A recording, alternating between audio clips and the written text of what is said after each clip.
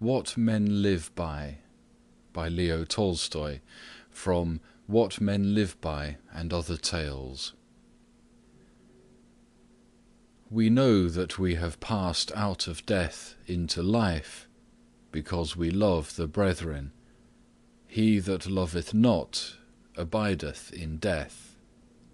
The First Epistle of St. John, chapter 3, verse 14.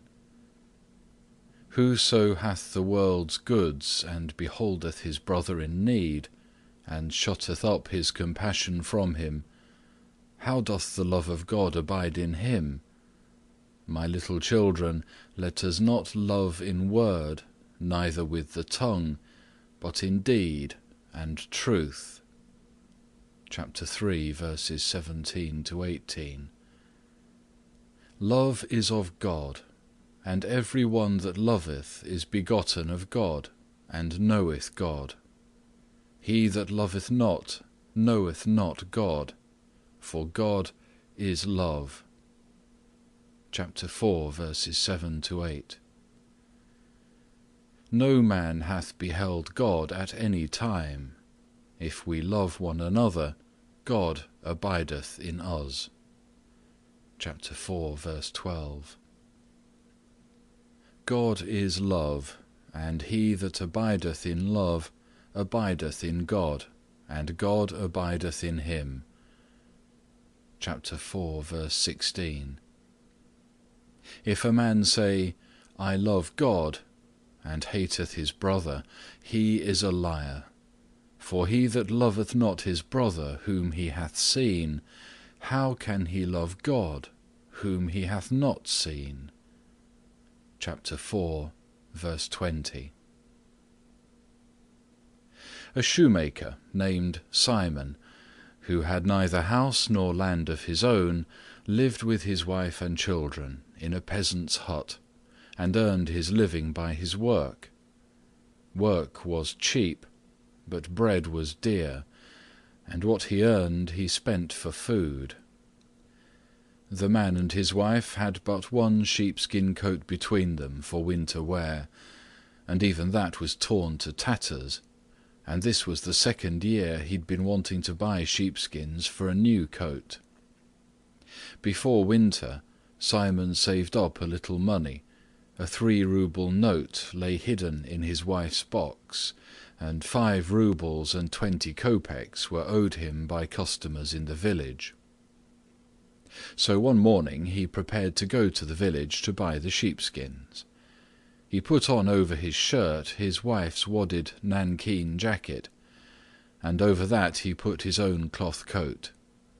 He took the 3-ruble note in his pocket, cut himself a stick to serve as a staff, and started off after breakfast. I'll collect the 5 rubles that are due to me, thought he, add the 3 I've got, and that will be enough to buy sheepskins for the winter coat. He came to the village and called at a peasant's hut, but the man was not at home. The peasant's wife promised that the money should be paid next week, but she would not pay it herself. Then Simon called on another peasant, but this one swore he had no money, and would only pay 20 kopecks which he owed for a pair of boots Simon had mended. Simon then tried to buy the sheepskins on credit, but the dealer would not trust him. "Bring your money," said he, "then you may have your pick of the skins. We know what debt collecting is like." So all the business the shoemaker did was to get the 20 kopecks for boots he'd mended, and to take a pair of felt boots a peasant gave him to sole with leather. Simon felt downhearted. He spent the 20 kopecks on vodka, and started homewards without having bought any skins. In the morning he had felt the frost, but now, after drinking the vodka, he felt warm even without a sheepskin coat. He trudged along, striking his stick on the frozen earth with one hand, swinging the felt boots with the other, and talking to himself. 1. "I'm quite warm," said he. though I have no sheepskin coat. I've had a drop, and it runs through all my veins. I need no sheepskins. I go along and don't worry about anything. That's the sort of man I am. What do I care? I can live without sheepskins. I don't need them. My wife will fret, to be sure, and true enough, it is a shame. One works all day long, and then does not get paid. Stop a bit. If you don't bring that money along, sure enough I'll skin you, blest if I don't. How's that?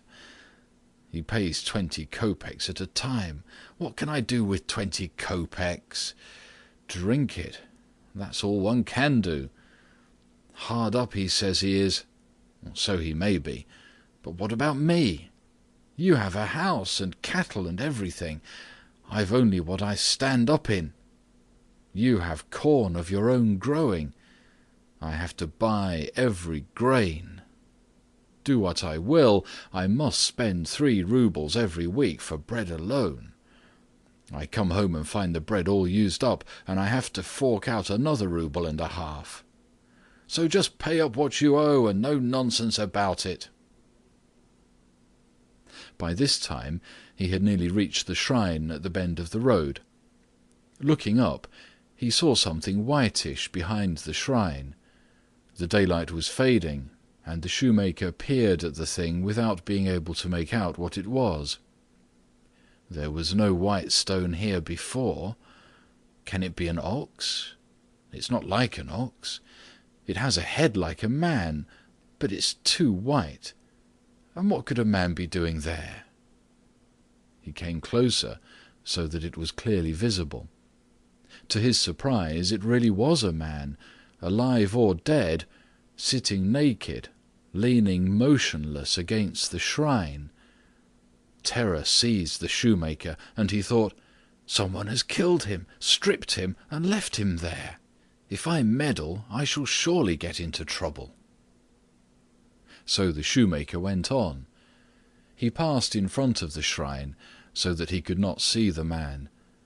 When he had gone some way, he looked back, and saw that the man was no longer leaning against the shrine, but was moving as if looking towards him. The shoemaker felt more frightened than before, and thought, "Shall I go back to him, or shall I go on? If I go near him, something dreadful may happen. Who knows who the fellow is? He's not come here for any good. If I go near him, he may jump up and throttle me, and there will be no getting away. Or if not, he'd still be a burden on one's hands. What could I do with a naked man? I couldn't give him my last clothes. Heaven only help me to get away." So the shoemaker hurried on, leaving the shrine behind him, when suddenly his conscience smote him, and he stopped in the road.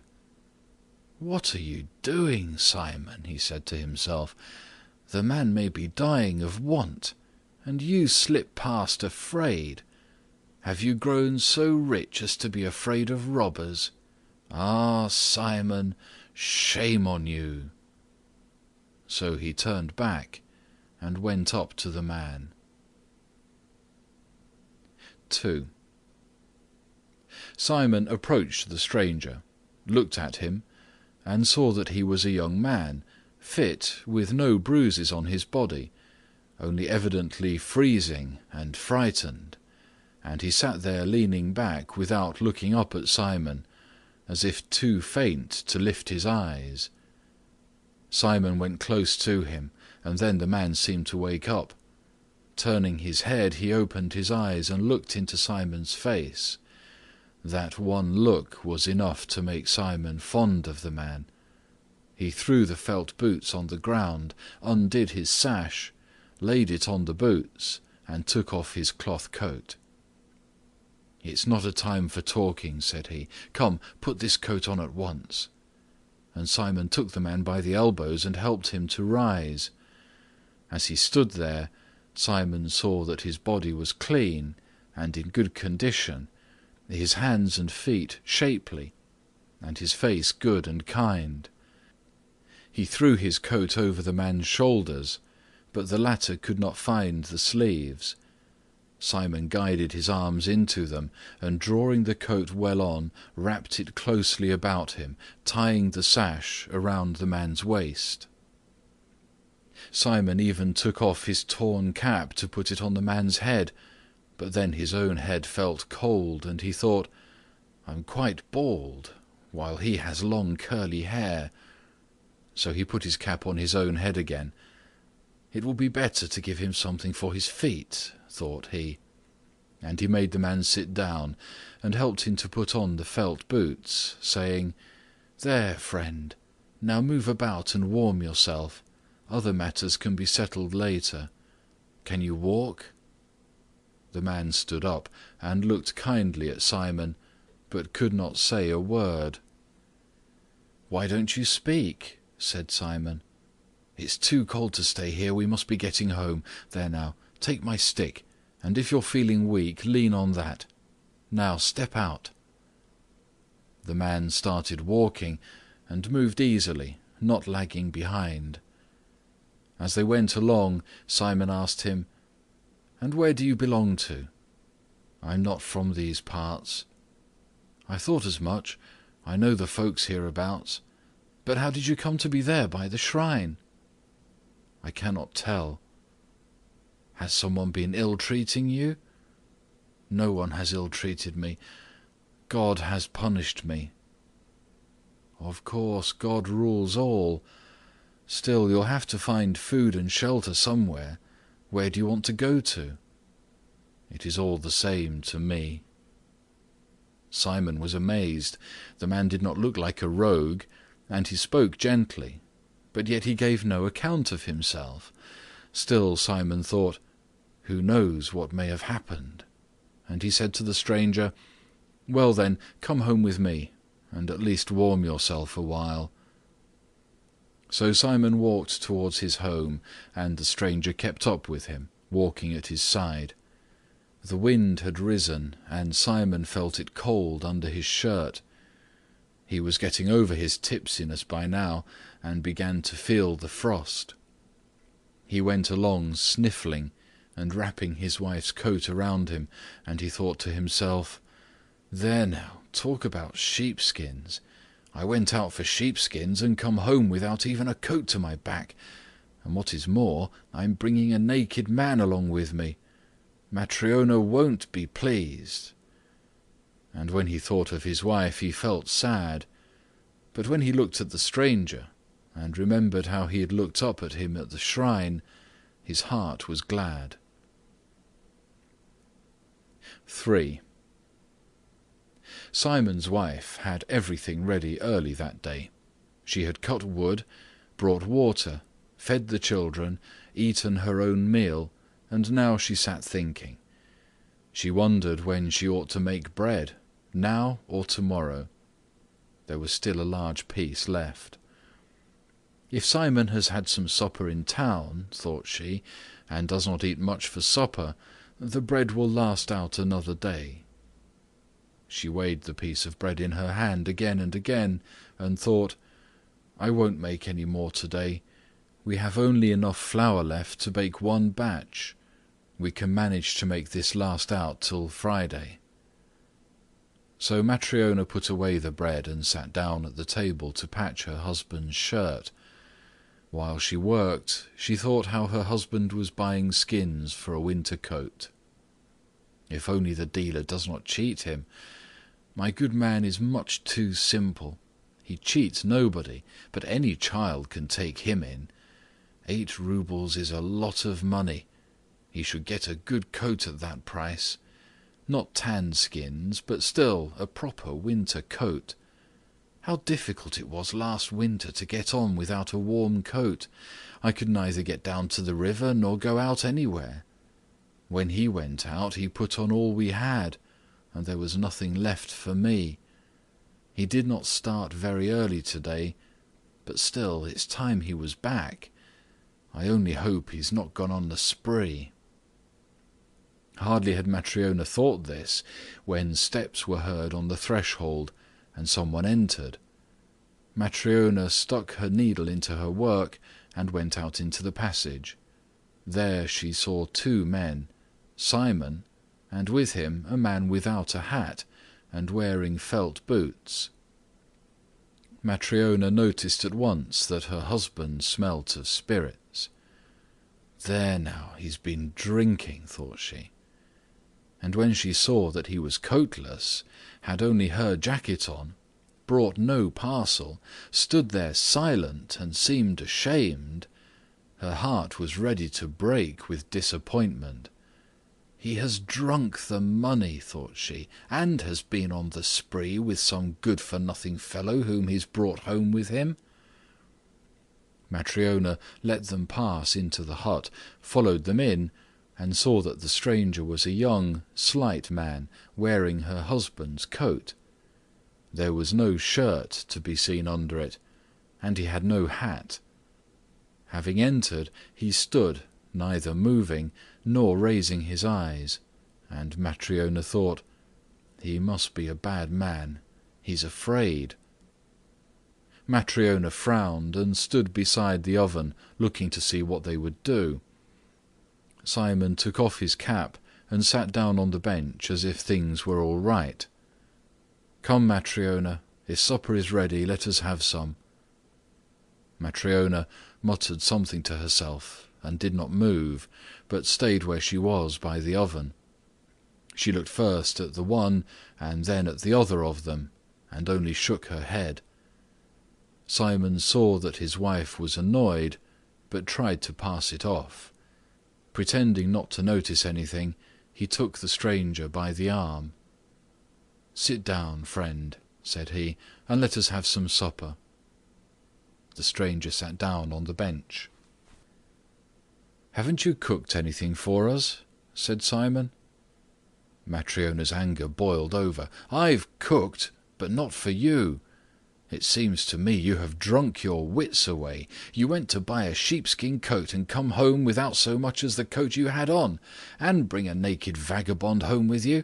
I have no supper for drunkards like you." "That's enough, Matryona. Don't wag your tongue without reason. You had better ask what sort of a man, and you tell me what you've done with the money." Simon found the pocket of the jacket, drew out the 3-rouble note, and unfolded it. "Here is the money. Trifonov did not pay, but promises to pay soon." Matryona got still more angry. He had bought no sheepskins, but had put his only coat on some naked fellow, and had even brought him to their house. She snatched up the note from the table, took it to put away in safety, and said, "I have no supper for you. We can't feed all the naked drunkards in the world." "There now, Matryona, hold your tongue a bit. First hear what a man has to say." "Much wisdom I shall hear from a drunken fool. I was right in not wanting to marry you, a drunkard. The linen my mother gave me you drank, and now you've been to buy a coat and have drunk it too." Simon tried to explain to his wife that he'd only spent 20 kopecks, tried to tell how he'd found the man, but Matryona would not let him get a word in. She talked 19 to the dozen, and dragged in things that had happened 10 years before. Matryona talked and talked, and at last she flew at Simon and seized him by the sleeve. "Give me my jacket. It is the only one I have, and you must needs take it from me and wear it yourself. Give it here, you mangy dog, and may the devil take you." Simon began to pull off the jacket, and turned a sleeve of it inside out. Matryona seized the jacket, and it burst its seams. She snatched it up, threw it over her head, and went to the door. She meant to go out, but stopped undecided. She wanted to work off her anger, but she also wanted to learn what sort of a man the stranger was. 4. Matryona stopped and said, "If he were a good man, he wouldn't be naked. Why, he hasn't even a shirt on him. If he were all right, you would say where you came across the fellow." "That is just what I'm trying to tell you," said Simon. "As I came to the shrine, I saw him sitting all naked and frozen. It isn't quite the weather to sit about naked. God sent me to him, or he would have perished. What was I to do? How do we know what may have happened to him?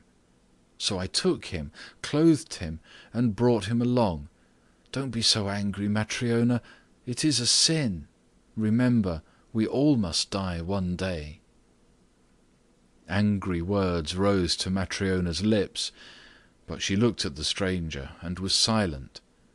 He sat on the edge of the bench, motionless, his hands folded on his knees, his head drooping on his breast, his eyes closed, and his brows knit as if in pain.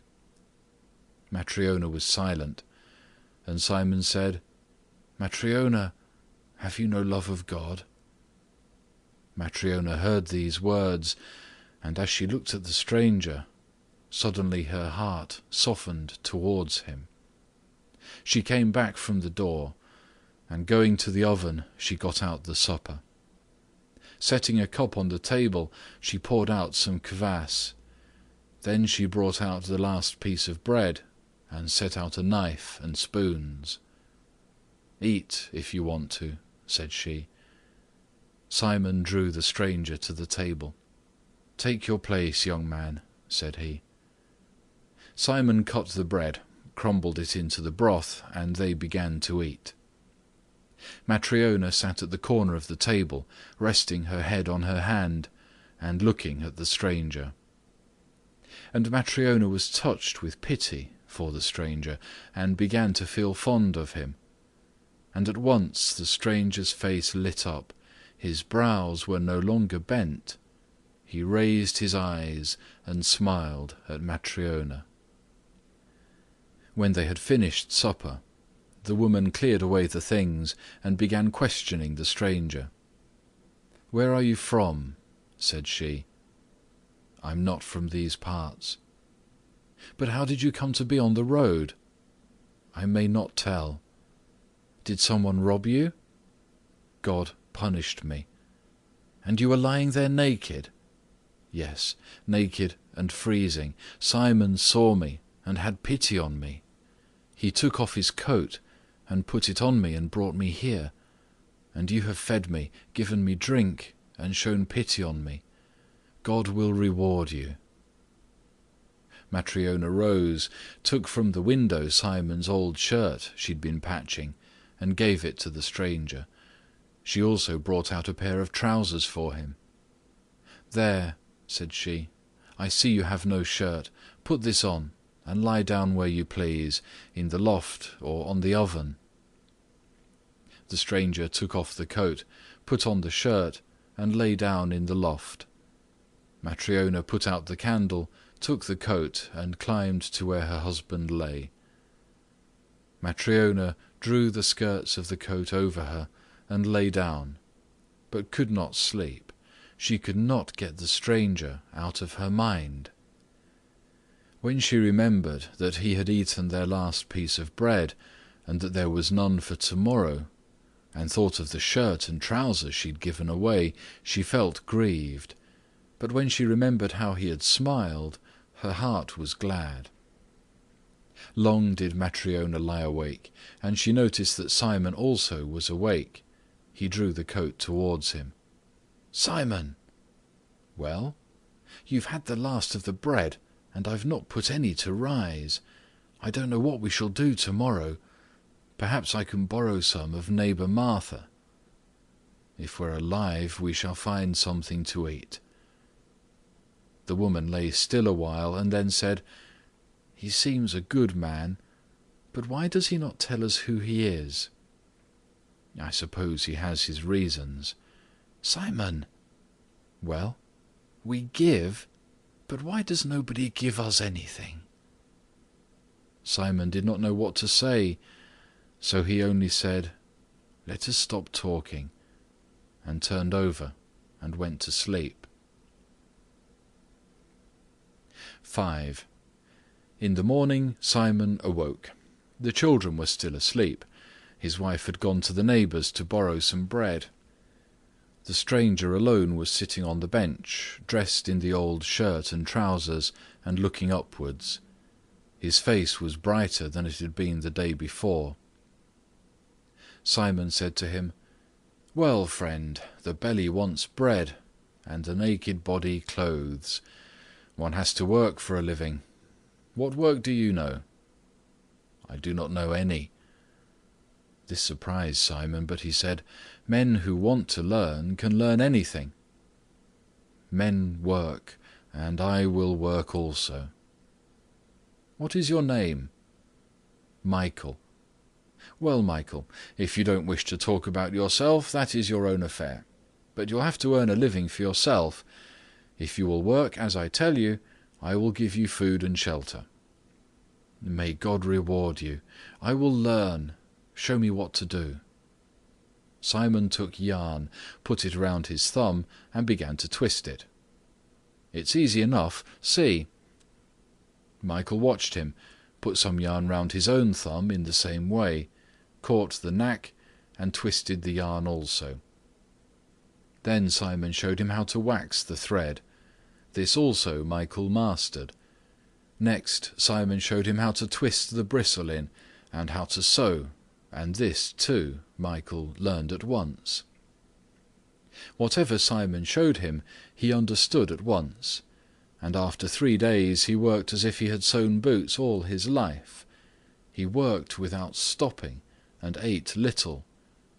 When work was over, he sat silently, looking upwards. He hardly went into the street, spoke only when necessary, and neither joked nor laughed. They never saw him smile, except that first evening when Matryona gave them supper. 6. Day by day and week by week the year went round. Michael lived and worked with Simon. His fame spread till people said that no one sewed boots so neatly and strongly as Simon's workman, Michael, and from all the district around people came to Simon for their boots, and he began to be well off. One winter day, as Simon and Michael sat working, a carriage on sledge-runners, with 3 horses and with bells, drove up to the hut. They looked out of the window. The carriage stopped at their door. A fine servant jumped down from the box and opened the door. A gentleman in a fur coat got out and walked up to Simon's hut. Up jumped Matryona and opened the door wide.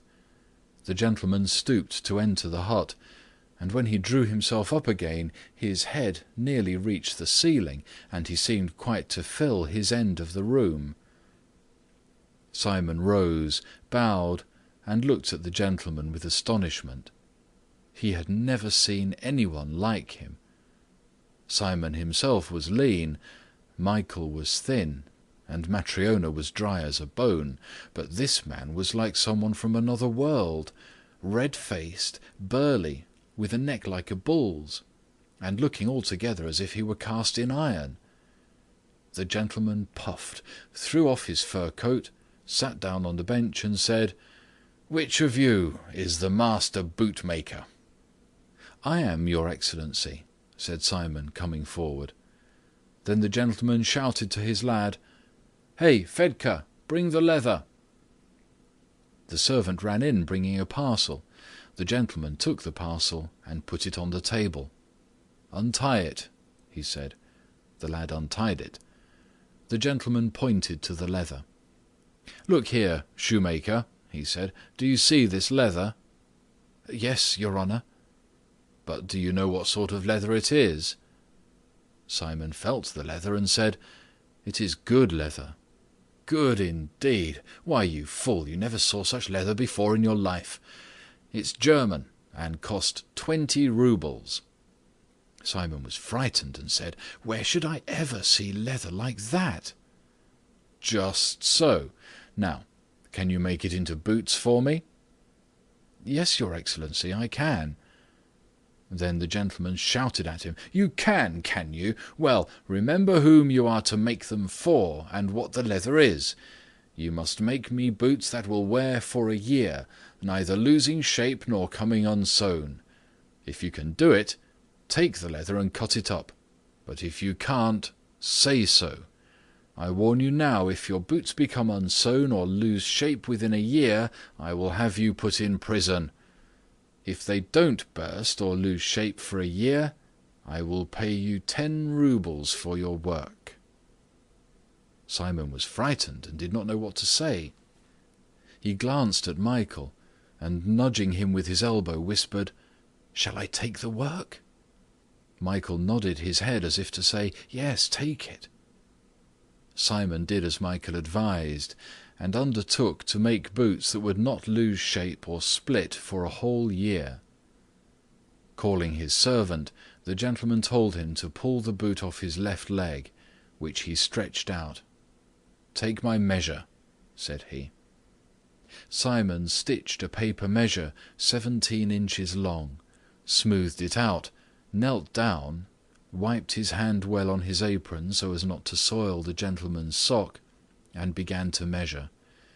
He measured the sole and around the instep, and began to measure the calf of the leg, but the paper was too short.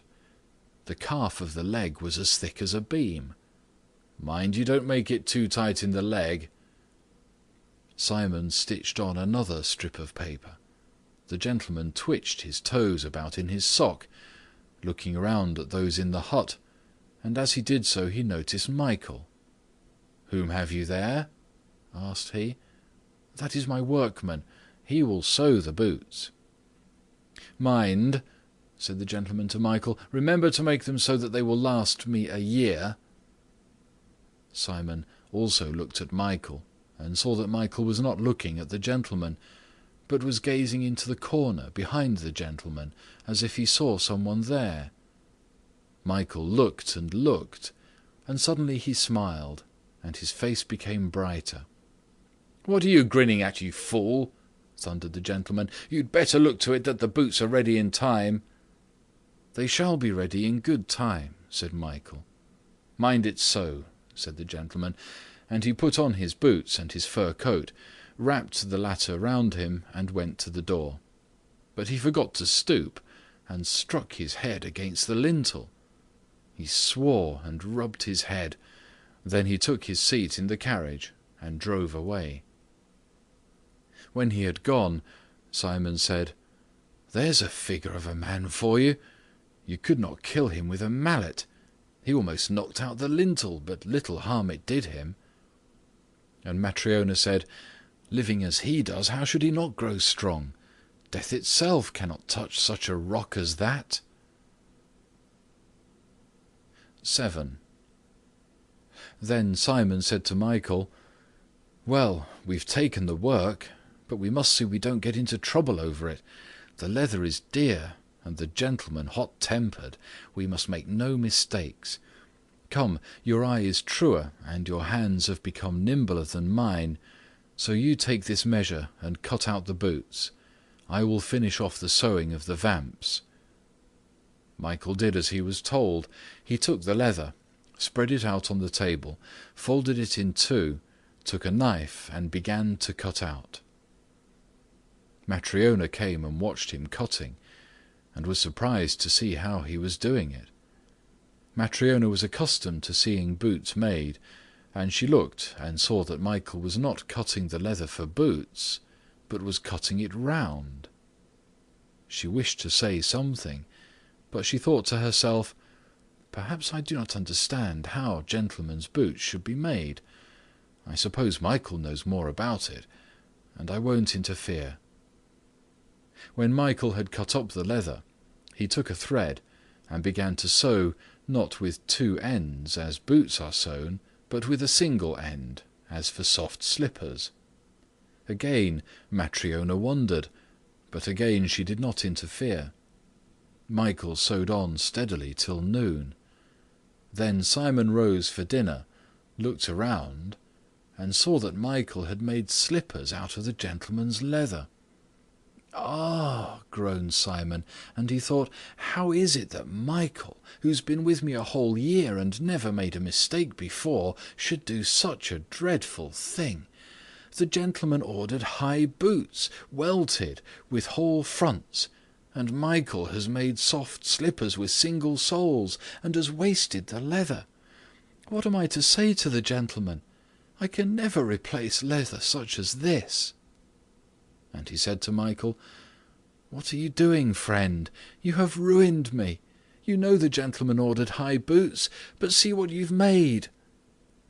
Hardly had he begun to rebuke Michael, when rat-tat went the iron ring that hung at the door. Someone was knocking. They looked out of the window. A man had come on horseback, and was fastening his horse. He opened the door, and the servant, who'd been with the gentleman, came in. "Good day," said he. "Good day," replied Simon. "What can we do for you?" "My mistress has sent me about the boots." "What about the boots?" "Why, my master no longer needs them. He is dead." "Is it possible?"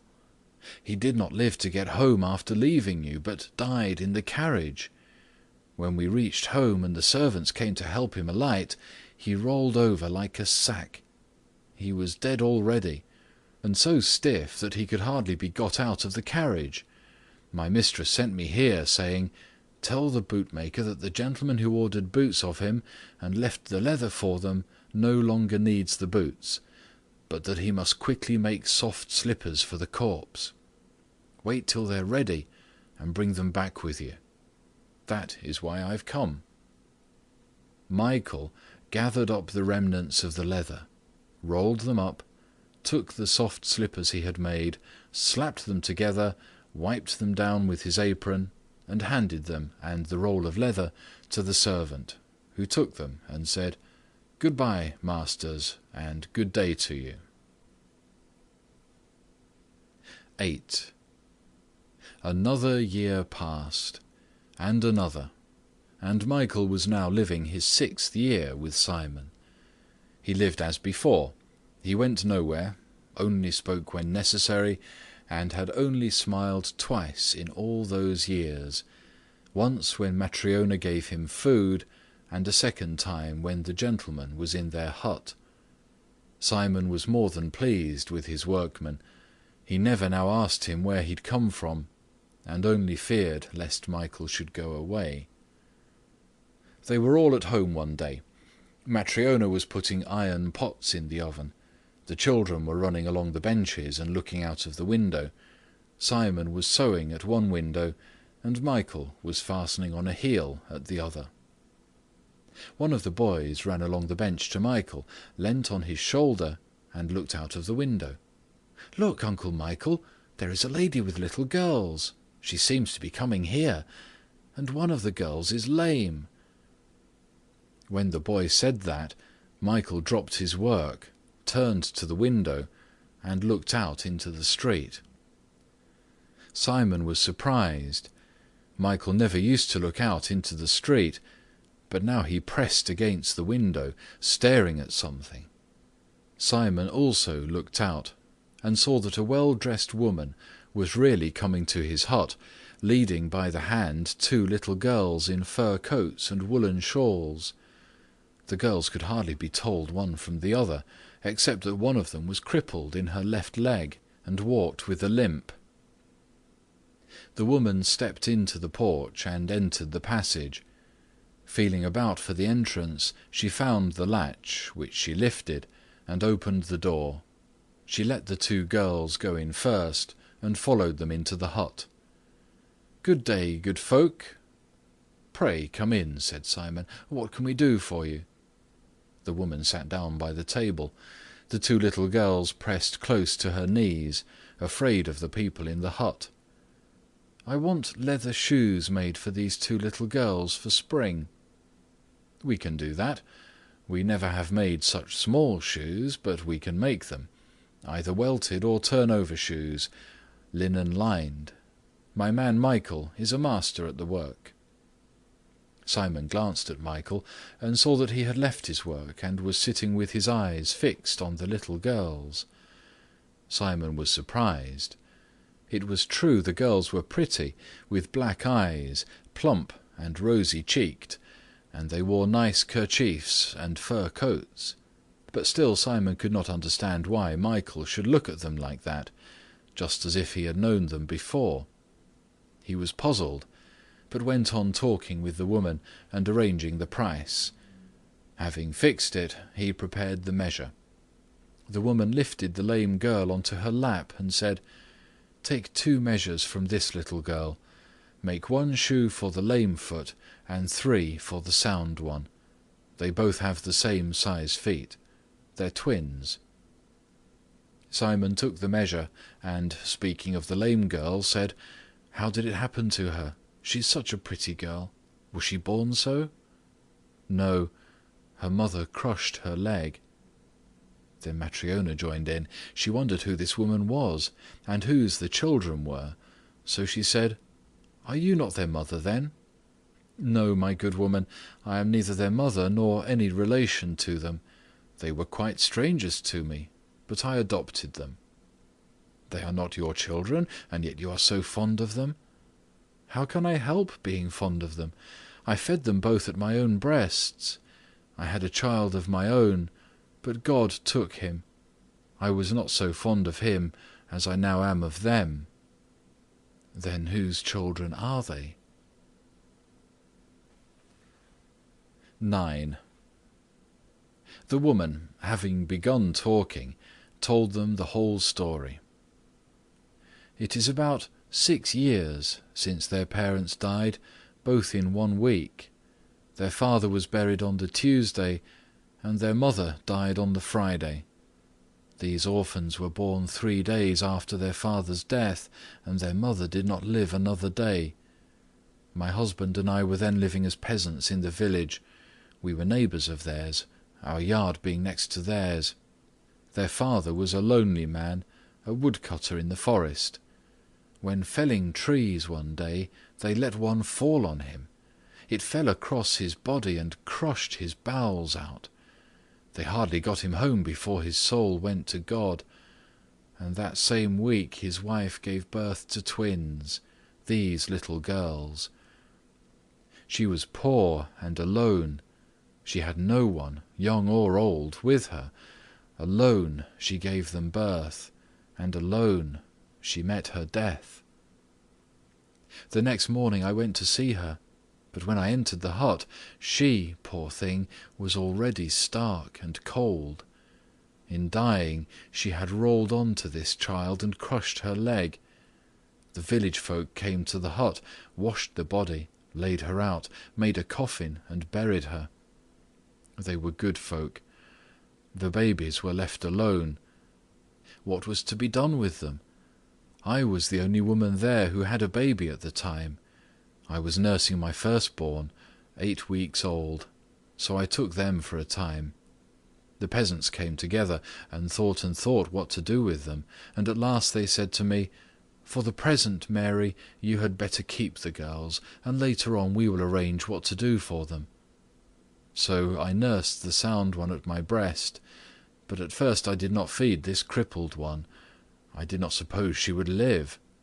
But then I thought to myself, why should the poor innocent suffer? I pitied her, and began to feed her. And so I fed my own boy and these 2, the 3 of them, at my own breast. I was young and strong and had good food, and God gave me so much milk that at times it even overflowed. I used sometimes to feed 2 at a time, while the 3rd was waiting. When one had enough, I nursed the 3rd, and God so ordered it that these grew up, while my own was buried before he was 2 years old. And I had no more children, though we prospered. Now my husband is working for the corn merchant at the mill. The pay is good, and we are well off. But I have no children of my own, and how lonely I should be without these little girls. How can I help loving them? They are the joy of my life." She pressed the lame little girl to her with one hand, while with the other she wiped the tears from her cheeks. And Matryona sighed and said, "The proverb is true that says, 'One may live without father or mother, but one cannot live without God.'" So they talked together, when suddenly the whole hut was lighted up, as though by summer lightning, from the corner where Michael sat. They all looked towards him, and saw him sitting, his hands folded on his knees, gazing up and smiling. 10. The woman went away with the girls. Michael rose from the bench, put down his work, and took off his apron. Then, bowing low to Simon and his wife, he said, "Farewell, masters. God has forgiven me. I ask your forgiveness too for anything done amiss." And they saw that a light shone from Michael. And Simon rose, bowed down to Michael, and said, "I see, Michael, that you are no common man, and I can neither keep you nor question you. Only tell me this, how is it that when I found you and brought you home, you were gloomy, and when my wife gave you food, you smiled at her and became brighter? Then when the gentleman came to order the boots, you smiled again and became brighter still. And now, when this woman brought the little girls, you smiled a third time, and have become as bright as day. Tell me, Michael, why does your face shine so, and why did you smile those 3 times? And Michael answered, "Light shines from me because I have been punished, but now God has pardoned me. And I smiled 3 times because God sent me to learn 3 truths, and I have learnt them. One I learnt when your wife pitied me, and that is why I smiled the first time. The second I learnt when the rich man ordered the boots, and then I smiled again. And now, when I saw those little girls, I learned the third and last truth, and I smiled the third time." And Simon said, "Tell me, Michael, what did God punish you for? And what were the 3 truths, that I too may know them?" And Michael answered, "God punished me for disobeying him. I was an angel in heaven, and disobeyed God. God sent me to fetch a woman's soul. I flew to earth, and saw a sick woman lying alone, who had just given birth to twin girls. They moved feebly at their mother's side, but she could not lift them to her breast. When she saw me, she understood that God had sent me for her soul, and she wept and said, 'Angel of God, my husband has just been buried, killed by a fallen tree. I have neither sister nor aunt nor mother, no one to care for my orphans. Do not take my soul. Let me nurse my babes, feed them, and set them on their feet before I die. Children cannot live without father or mother.' And I hearkened to her. I placed one child at her breast, and gave the other into her arms, and I returned to the Lord in heaven. I flew to the Lord and said, 'I could not take the soul of the mother. Her husband was killed by a tree. The woman has twins and prays that her soul may not be taken. She says, "Let me nurse and feed my children and set them on their feet. Children cannot live without father or mother." I have not taken her soul.' And God said, 'Go, take the woman's soul and learn 3 truths. Learn what dwells in man, what is not given to man, and what men live by. When thou hast learnt these things, thou shalt return to heaven.' So I flew again to earth and took the mother's soul. The babes dropped from her breasts. Her body rolled over on the bed and crushed one babe, twisting its leg. I rose above the village, wishing to take her soul to God, but a wind seized me, and my wings drooped and dropped off. Her soul rose alone to God, while I fell to earth by the roadside." 11. And Simon and Matryona understood who it was that had lived with them, and whom they had clothed and fed. And they wept with awe and with joy. And the angel said, I was alone in the field, naked. I had never known human needs, cold and hunger, till I became a man.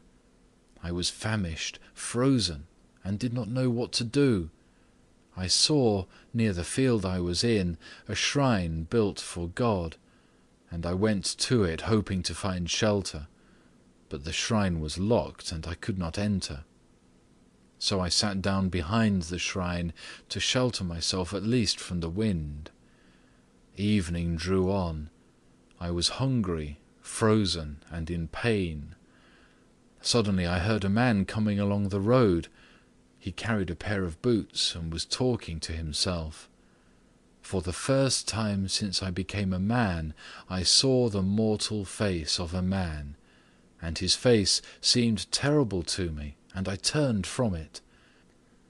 And I heard the man talking to himself of how to cover his body from the cold in winter, and how to feed wife and children. And I thought, I am perishing of cold and hunger, and here is a man thinking only of how to clothe himself and his wife, and how to get bread for themselves. He cannot help me. When the man saw me, he frowned and became still more terrible, and passed me by on the other side. I despaired, but suddenly I heard him coming back. I looked up, and did not recognize the same man. Before, I had seen death in his face, but now he was alive, and I recognized in him the presence of God. He came up to me, clothed me, took me with him, and brought me to his home. I entered the house. A woman came to meet us and began to speak. The woman was still more terrible than the man had been. The spirit of death came from her mouth. I could not breathe for the stench of death that spread around her. She wished to drive me out into the cold, and I knew that if she did so, she would die. Suddenly her husband spoke to her of God, and the woman changed at once. And when she brought me food and looked at me, I glanced at her and saw that death no longer dwelt in her. She had become alive, and in her, too, I saw God. Then I remembered the first lesson God had set me. Learn what dwells in man. And I understood that in man dwells love. I was glad that God had already begun to show me what he had promised, and I smiled for the first time. But I had not yet learnt all. I did not yet know what is not given to man, and what men live by. I lived with you, and a year passed. A man came to order boots that should wear for a year without losing shape or cracking. I looked at him, and suddenly behind his shoulder I saw my comrade, the angel of death. None but me saw that angel, but I knew him, and knew that before the sun set he would take that rich man's soul. And I thought to myself, the man is making preparations for a year, and does not know that he will die before evening. And I remembered God's second saying, Learn what is not given to man. What dwells in man I already knew. Now I learnt what is not given him. It is not given to man to know his own needs. And I smiled for the second time. I was glad to have seen my comrade angel, glad also that God had revealed to me the second saying. But I still did not know all. I did not know what men live by. And I lived on, waiting till God should reveal to me the last lesson. In the 6th year came the girl twins with the woman, and I recognized the girls, and heard how they had been kept alive. Having heard the story, I thought, their mother besought me for the children's sake, and I believed her when she said that children cannot live without father or mother. But a stranger has nursed them and has brought them up. And when the woman showed her love for the children that were not her own, and wept over them, I saw in her the living God, and understood what men live by, and I knew that God had revealed to me the last lesson, and had forgiven my sin. And then I smiled for the third time. 12. And the angel's body was bared, and he was clothed in light, so that one could not look on him. And his voice grew louder, as though it came not from him, but from heaven above. And the angel said, I have learnt that all men live not by care for themselves, but by love. It was not given to the mother to know what her children needed for their life, nor was it given to the rich man to know what he himself needed, nor is it given to any man to know whether, when evening comes, he will need boots for his body or slippers for his corpse.